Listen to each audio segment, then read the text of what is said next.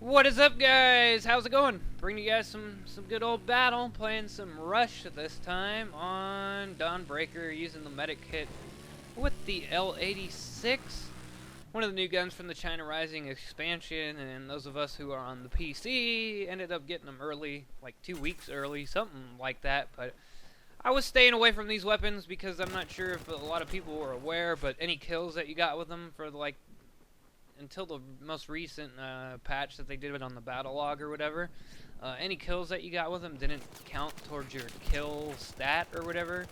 So I wasn't using them for that reason. But I've started to use them, played around with this one a little bit, played around with all of them. They're all pretty good. They're all pretty good weapons, except for the RPK, the new one, the one that was in Battlefield 3. That one's not very good, but we got the L86 right here, and this gun has got some major improvements from Battlefield 3. Now, I love this gun in Battlefield 3. I used to run it with just the laser sight, actually. I used to do really well with the iron sights with this gun, but figured I'd run the reflex sight with it. It's the first attachment you get for it, and I was like, might as well. And I got a laser sight. Only 2 attachments I got with this gun at the moment. And because I just started using these guns the other day, and this weapon right here just got a massive buff from what it was in Battlefield 3, and it now fires 800 rounds per minute instead of the 650 I believe it was in Battlefield 3. Now, Battlefield 3 it was always like really good in terms of accuracy and hipfire and all that, and for the most part that seems to be the case still. They don't have any hard stats on the new weapons yet, so you kind of just got to go by the feels of them. But so far, I'm enjoying this gun. Some say it might be the new M16, and I'm not gonna disagree. It just might be. The only thing, you know, the reload's not the best for it, and whatever. But it's still a really good gun. Got decent hip fire. I'm guessing it'll be even better if you put the ergo grip on it in combination with the laser sight. But as of right now, it seems to be a pretty good weapon, pretty strong. And it seems to more or less fill the role that the M16 had in Battlefield 3. Although I don't think it's quite as good.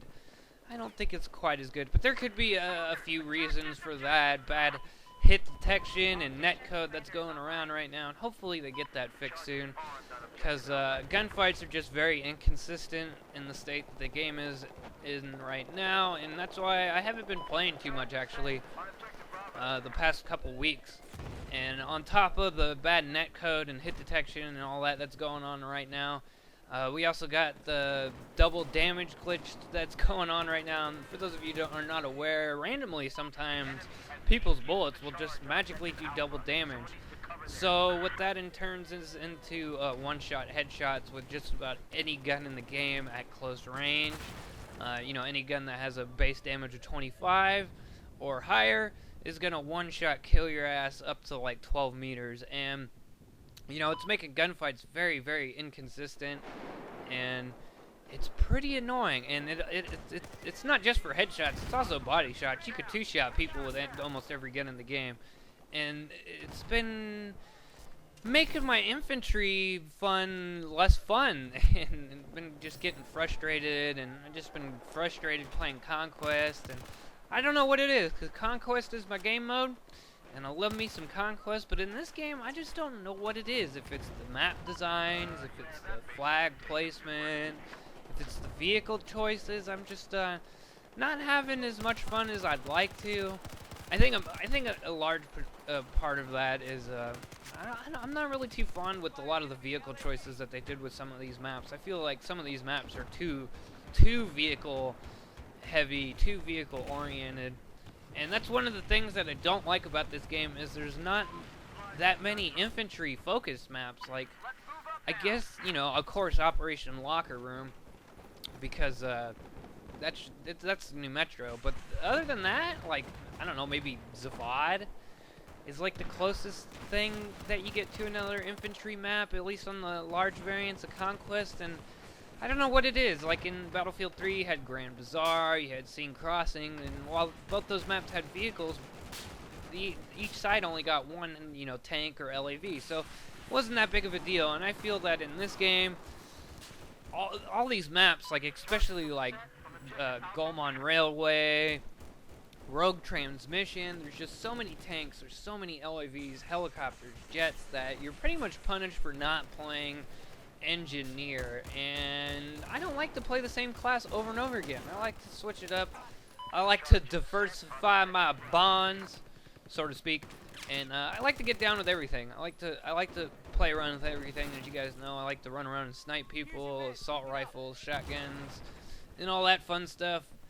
Hip fire spray for days, PDWs, and fucking Rambo LMGs. I like to have fun. I like to switch it up, and I feel like Conquest just, a lot of the maps in Conquest just punish you so much for not running engineer, or even vehicle whoring in general. And hopefully with the new expansion packs that are coming out, that will change a little bit. Although from what I hear, the China Rising maps are pretty big, which in my opinion might be a good thing, because I feel that, as I said before, these maps are too small for 64 players in Conquest, especially in Rush. That's why in Rush I won't go anything higher over 32 players for the most part.